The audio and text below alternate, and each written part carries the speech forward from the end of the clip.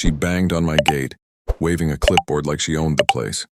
"You owe the HOA 3 months of dues," she barked. I looked at her over my fence and said quietly, "Ma'am, this isn't even part of your HOA." But she smirked, like she'd heard that 1,000 times before. Behind her, 2 men in HOA security shirts stood with crossed arms, staring at my farmhouse as if they were about to seize it. That was the day I realized peace in the countryside was just a dream. I had bought that old farm to escape the chaos. No HOA, no rules, just land and freedom. But apparently Karen next door didn't like boundaries. She said my property used to be under their control before a map update. I laughed. "Show me the deed," I told her. She replied, "We don't need one. Either pay or we'll have you removed." That word, and removed, hit me hard. I wasn't the kind of man to get pushed around. Not after everything I'd seen overseas. But I played it calm. I wanted to see how far she'd go. That night, a notice appeared on my fence. Fake HOA letterhead. Red stamp, final warning, eviction scheduled. My neighbor across the road whispered the next morning, "You better watch out. Karen's husband is on the HOA board. They got power." I smiled, not because I was scared, but because they had no idea who they were dealing with. I kept my cameras rolling, every word, every threat, because when the truth came out, it wouldn't just be about one crazy Karen. It would shake their whole little empire. The next morning, I woke up to the sound of hammering. When I stepped outside, my jaw clenched. Karen and 2 HOA guys were putting up a big wooden sign at the edge of my property. "HOA property. Trespassers will be fined." I walked straight up to them. "You got 5 seconds to take that down," I said.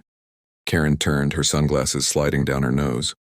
"You're trespassing on our land," she said with a fake smile. "We've already filed the paperwork. This farm falls under HOA jurisdiction now." I held up my phone. "That's funny," I said, "because the county registrar says otherwise." She scoffed. "Oh, we'll see what the sheriff says." An hour later, a deputy car pulled up. Karen stood beside it, arms folded like she'd already won. "Officer, arrest him for illegal occupancy," she demanded. The deputy looked confused. "Ma'am, this land isn't under HOA authority," he said after checking my papers. But Karen wouldn't back down. "He's forged those. My husband's the HOA president. He'll confirm it." The officer gave me a tired look. "Sir, just stay calm. We'll sort it out." I nodded, though inside I was boiling. They were trying to twist the law right in front of me. That night I drove to the county office myself. The clerk looked up my deed and smiled. "You're clean, sir. That property line hasn't changed in 30 years. That's when a thought hit me. If they were bold enough to fake eviction letters and harass me, what else had they done to the neighbors who didn't fight back? So I decided I'd hit them where it hurts, legally, quietly and in front of everyone. 2 days later, I noticed something strange. My water pressure was gone. I followed the pipes down the slope behind my barn and my stomach dropped. Someone had cut my main line and installed a shiny new valve with a padlock on it. A sign next to it read, "HOA water supply, unauthorized access prohibited." Karen was standing across the fence, holding her coffee mug like she'd just won a trophy. "Looks like your water's under our management now," she said. "Pay your dues and we'll reconnect it." I stared at her in disbelief. "You tampered with my property's water line. That's a federal offense." She laughed. "Good luck proving it, cowboy."